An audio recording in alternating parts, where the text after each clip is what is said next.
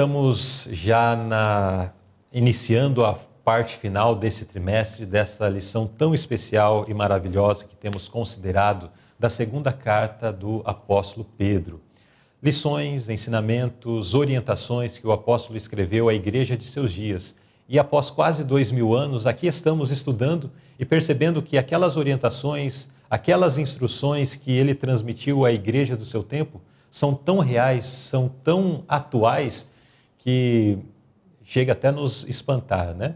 Mas, para a glória de Deus, esses ensinamentos passaram aí ao longo dos séculos e chegam até nós para também nos instruir, para também nos orientar, para também nos dar conforto e mostrar o caminho que devemos seguir para alcançar o céu. A lição que vamos considerar tem por título geral: Apreciando a Luz Celestial. O verso áureo nós lemos na carta de Tiago, capítulo 4, verso 17. Aquele, pois, que sabe fazer o bem e não faz, comete pecado. E o pensamento da inspiração: disse o anjo, se a luz vier e as pessoas a desprezarem ou a rejeitarem, depois virá a condenação e o desagrado de Deus. Por outro lado, não existe pecado antes de a luz chegar, pois não há luz para elas rejeitarem. Ao longo da lição nós vamos nos aprofundar mais nesses pensamentos e vamos então dialogar sobre esses e outros pontos mais valiosos e preciosos dessa lição com a participação, com a interação com a irmã Mara, ela que é diretora do Departamento de Adolescentes da União Norte, é diretora do Instituto Renascença e também está atuando como diretora aqui da unidade da escola Renascença em Goiânia. Vamos então ao primeiro tópico, problemas de atitude. Irmã Mara, como Pedro explica o destino dos falsos mestres? Então, Luiz, eu gosto de primeiro falar dos verdadeiros, né? Se aqui tem os falsos mestres, então vamos ver o que seriam os verdadeiros mestres. Em Daniel 12:3, ele diz lá que, na linguagem de hoje, diz assim: os mestres sábios, aqueles que muitos ensinam a justiça, brilharão como estrelas no céu eternamente. Então nós sabemos que esse é o destino dos mestres sábios, né? Naqueles que fazem aquilo que é certo. Sabendo disso, fica fácil de saber, né? E os falsos, então? Se um vai brilhar eternamente, o outro vai acontecer o quê?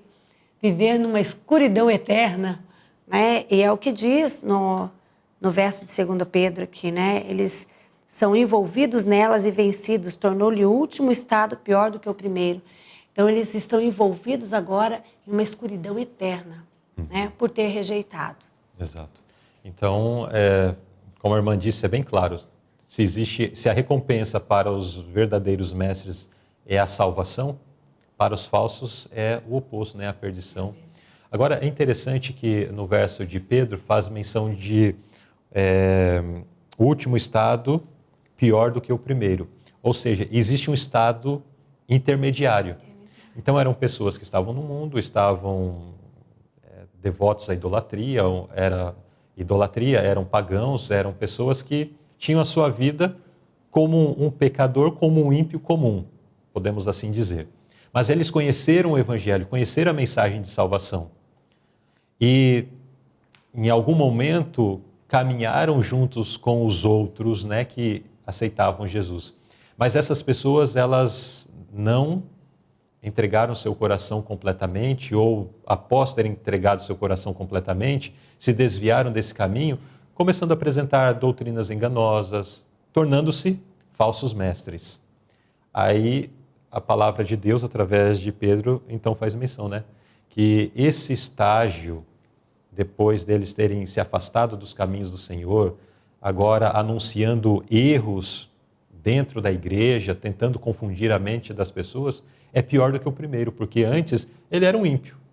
Agora, nesse estágio, ele se tornou alguém que, talvez usando uma outra passagem das Escrituras, tem uma aparência de piedade, mas na prática ele está fazendo a obra de Satanás no meio daqueles que professam a verdade de Deus. E esse estágio é muito pior. A palavra mestres, Luzerlei, a palavra mestre aqui é algo muito forte. Porque mestre é aquele que ensina. Né? É aquele que ensina. E você ensina o caminho para alguém te seguir. Então, se você é o sábio, você vai ensinar o caminho correto. Mas se você é um mestre falso, você vai ensinar um caminho errado. Então, se você está ensinando algo que está errado, o seu fim não pode ser outro, a não ser a escuridão. Né? Então, é para a gente refletir mesmo. A partir do momento que nós sabemos, nós conhecemos aquilo que Jesus, como mestre dos mestres, nos ensinou, passamos agora a ser mestres também. E o que eu estou ensinando? O que eu estiver ensinando é o mestre que eu sou. Sim. Né? E o que eu estou ensinando? Existe grande responsabilidade, né? Porque quando alguém se levanta como mestre, automaticamente pessoas passam a confiar nele, né? Nossa, é um professor, é alguém entendido. Quantas vezes em situações assim, relacionadas à fé ou não, quando tem um assunto em certa discussão, daí alguém se apresenta, não, temos aqui um professor, alguém que e tal, ele explica sobre esse assunto. Todos param para ouvir e depois falam, olha, eu ouvi um professor que disse tal coisa. Existe confiança, né? Sim, sim. Só que essa confiança tem uma responsabilidade muito grande e que é cobrado. Sim. Então, se o professor, se o mestre aqui falando especialmente da questão espiritual, se esse se levanta e agora fala alguma coisa em desacordo com a vontade de Deus, ele realmente está fazendo algo extremamente complicado, né? Levando pessoas à ruína, levando pessoas à perdição. Exatamente. Portanto, né, daí o que a irmã disse, o destino deles é a escuridão. Com certeza. Como professor, né, que nós que somos, a gente vê isso acontecer muito. Muitas vezes a criança chega em casa e se ela está fazendo uma tarefa, alguma coisa, e a mãe diz assim, olha, é desta forma. Ela diz, não, a minha professora disse que é assim. E a minha professora que sabe. Pegando esse contexto para nós, porque aqui quando Pedro explica, ele explica aquele que já conheceu o caminho, aquele que falou de Jesus. Então, tudo que você vier a falar, a pessoa vai entender o quê?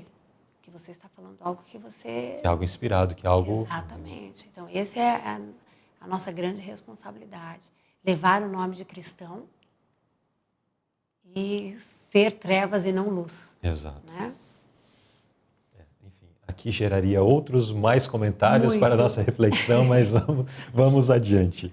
Temos muita lição pela frente com mensagens maravilhosas para todos nós. Pergunta B.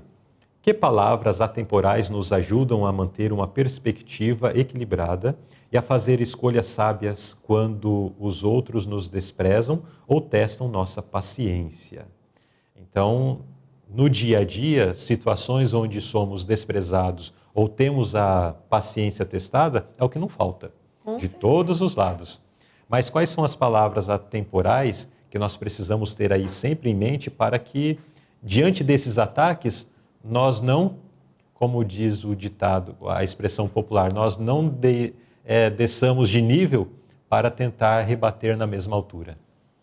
Eu acho que a palavra que é a paciência. Né? Essa seria a palavra-chave para essa pergunta. Sim. Então, o comecinho aqui de Eclesiastes diz, melhor é o fim das coisas do que o princípio delas.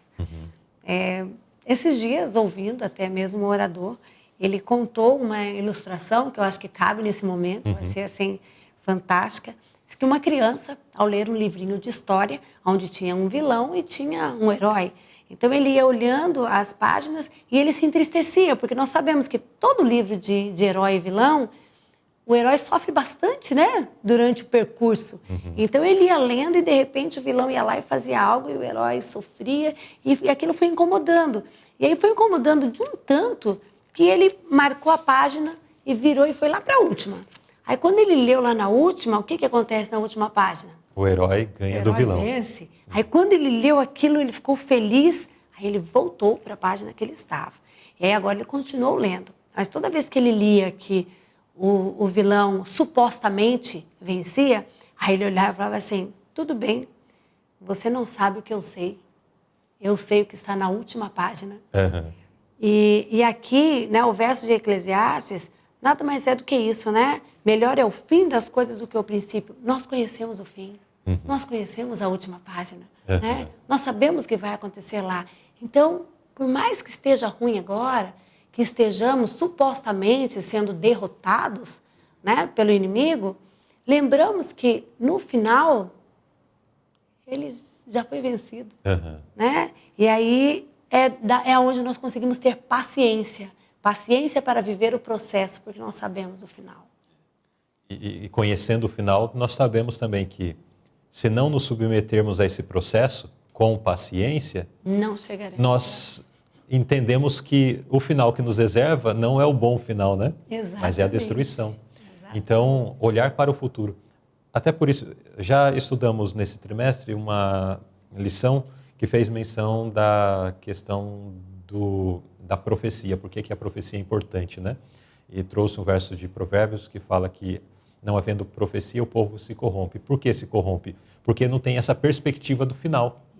Então, se eu não sei para onde vou, diz uma outra expressão até popular, qualquer caminho serve. Mas quando nós temos essa perspectiva do final, ainda que as coisas possam se tornar difíceis para nós ao longo do caminho, nós vamos ter sempre em vista o fim. Não, o que está lá no final é a salvação, é a vitória. Mas para eu chegar nessa vitória, o processo é a paciência. O processo é estar em sujeição à vontade de Deus. O processo é ter uma vida de oração. O processo é a vigilância. O processo é estudar a palavra de Deus. Então vou me submeter a esse processo. Porque assim sendo, eu vou alcançar esse final. Se não for dessa forma, nós sabemos também o que está reservado para aqueles que não seguirem paciência. O final não necessariamente é para nós. O final ele existe para nós, se nós quisermos. Mas não necessariamente ele é para nós, se nós desfalecemos pelo caminho. Exato. Né? Um pedacinho da nota diz assim: o orgulho de coração fará com que muitos fracassem exatamente no ponto em que poderiam ter tido sucesso. Então, a minha falta de paciência, o meu orgulho de estar perdendo batalhas no caminho, faz com que eu não chegue no final. Né? Muito bem, então nesse primeiro tópico nós encontramos aí o tema problemas de atitude. Então é comportamento, é atitude, é a forma como encaro situações da vida. E se eu encaro da devida forma, seguindo os ensinamentos da palavra de Deus, já está garantida uma vitória, né? O oposto também é verdadeiro.